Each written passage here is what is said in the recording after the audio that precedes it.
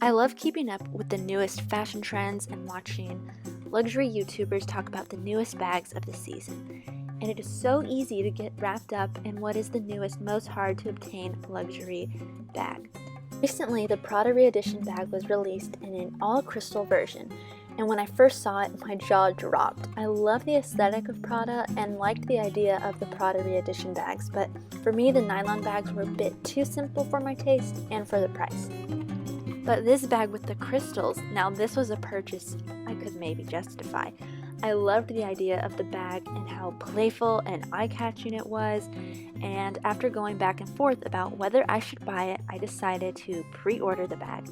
I could not wait to see it in person, and when it finally arrived, it was a glorious moment. Undoing the Prada ribbon on the fancy Prada box was an experience in itself. I mean, to move away the tissue paper and then to see that beautiful crystal bag, it was so stunning in person. So these clips are of the bag that I received, and as you can see in natural light, it is stunning.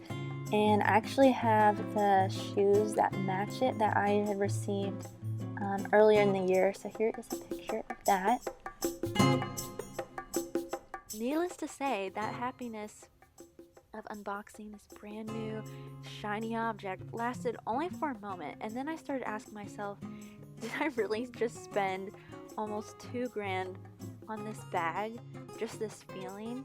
Yes, it was sparkly and stunning and a cool new piece, but at the end of the day, the bag is just satin, nylon, and crystals.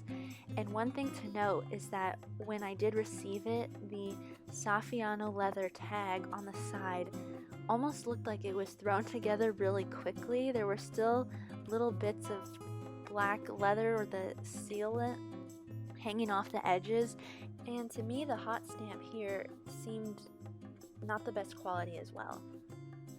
So the quality was not as great as I guess I thought it would be, and also the fact that this bag is with tax about $1,800. You know, you're spending all that money on materials like satin, nylon, and crystals, which are hardly the most expensive or hard to come by materials that make up a luxury bag. So even after I just received this bag, I began wondering, what is the next new shiny thing that I can get my hands on? I had just received this fabulous item and yet was still not satisfied. And spending $2,000 just to get a happy feeling about a luxurious item is not a very sustainable hobby.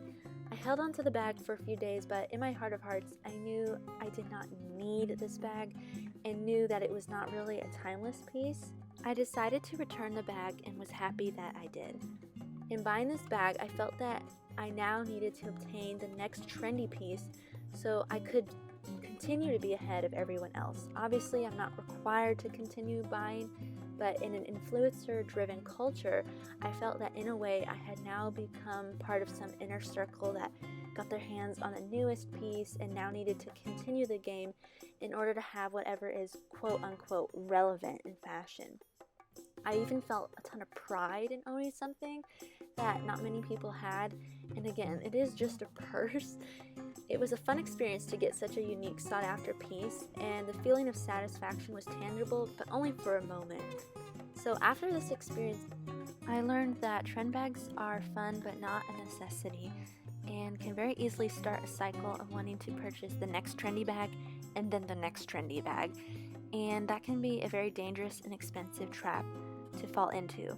And I don't regret purchasing the bag and returning it because it taught me a really important lesson about how easily, we can almost be tricked into spending money on things that we don't really need. And obviously no one needs luxury items. They're fun, they're beautiful, but it can just be really easy to think you need more and more.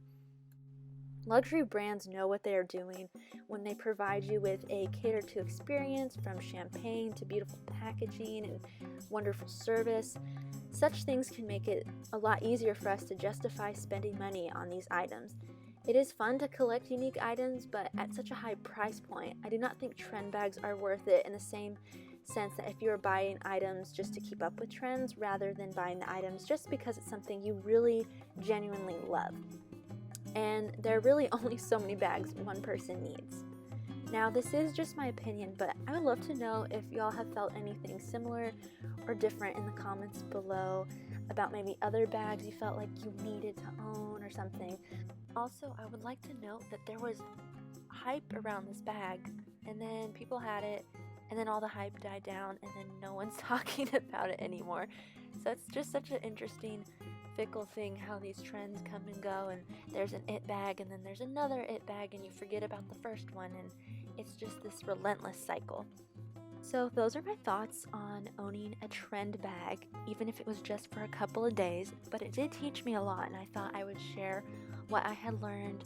And I hope you enjoyed the video. Please be sure to like and subscribe, and stay tuned because I want to do more kind of luxury commentary videos on just luxury fashion in general. There's so much to talk about. So if you enjoy this content, be sure to like and subscribe, and have a good rest of your day.